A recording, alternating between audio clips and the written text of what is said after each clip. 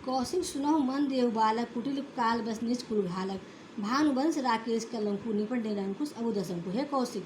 अब यहाँ कौशिक शब्द किसके लिए प्रयोग हुआ? विश्वामित्र जी के लिए। विश्वामित्र जी को संबोधित करते हुए परशुराम जी कहते हैं, हे कौशिक सुनो, यह बालक कैसा है? मंद है, मूर्ख है। कुटिल काल बस निज कुल घालक, यह बहुत ही कुटिल व्यक्ति है। ये काल के वशीभूत हो गया है और अपने ही कुल का घात करने वाला है। भानुवंश राकेश कलंकु, यह सूर्यवंश में कलंकित चंद्रमा के समान है। निपट निरंकुश अबुध असंकु, ये अत्यंत ही निरंकुश है, इस पर किसी का अंकुश नहीं है। अबुध है और शंकु है, यह इसे डर नहीं लगता, यह निर्भय है। अबुध है, इसे कोई ज्ञान नहीं है। काल कवल हो ही क्षण माहि, कहो पुकार खोल मोहि नाहि। अगर मैं चाहूँगा तो तुरंत क्षण भर में काल के गाल में चला जाएगा, अर्थात मृत्यु को प्राप्त हो जाएगा। कहो पुकार, इसे कहिए कि बार बार मुझे खोर खोर करके, अर्थात बार बार मुझे क्रोधित मत करे। तुम हट कहूँ जो चाहो उबार, कही प्रताप बल रोष हमारा। अगर तुम चाहते हो इसका उबार करना तो इसे यहाँ हटा दो और मेरे प्रताप और मेरे बल के बारे में, मेरे क्रोध के बारे में आप इन्हें बताइए, इसे बताइए।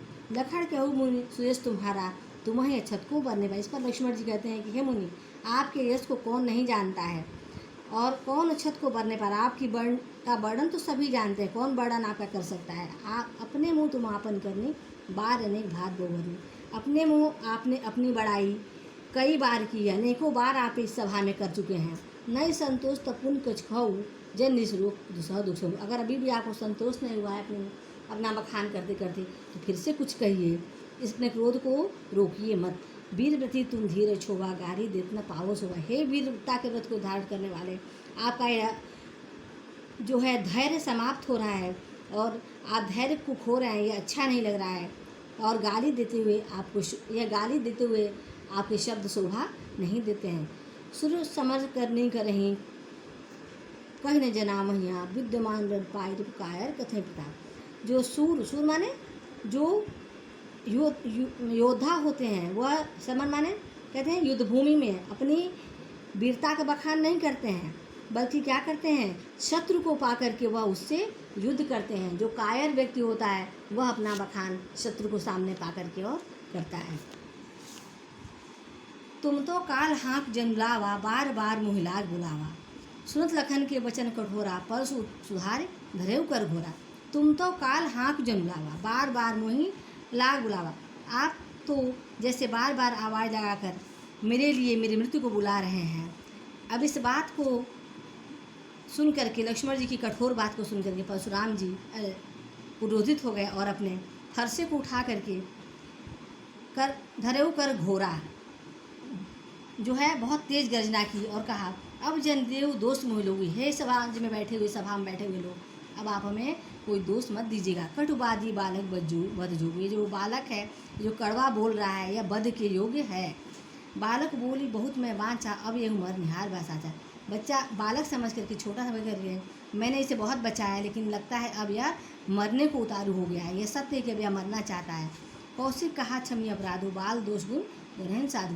इस बात को सुन करके विश्वामित्र जी कहते हैं, विश्वामित्र शब्द कौशिक के लिए है, कौशिक शब्द विश्वामित्र जी के लिए कहा, हे मुनि, इस बालक का अपराध क्षमा कर दीजिए, क्योंकि बाल दोष गुण गहन साधु, बालक के गुण दोष को साधु लोग कभी गिनते नहीं हैं। खर कुठार में अकरुण कोई, आगे अपराधी गुरुद्रोही।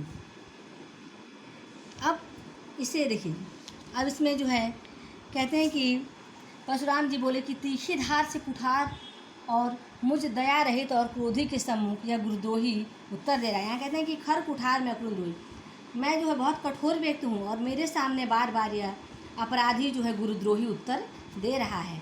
उत्तर दे छोड़ो बिन मारे, केवल कौशिक से तुम्हारे। इसके बार बार उत्तर देने पर भी मैं इसे छोड़ दे रहा हूँ, केवल हे मुनि, हे विश्वामित्र जी, आप के कारण।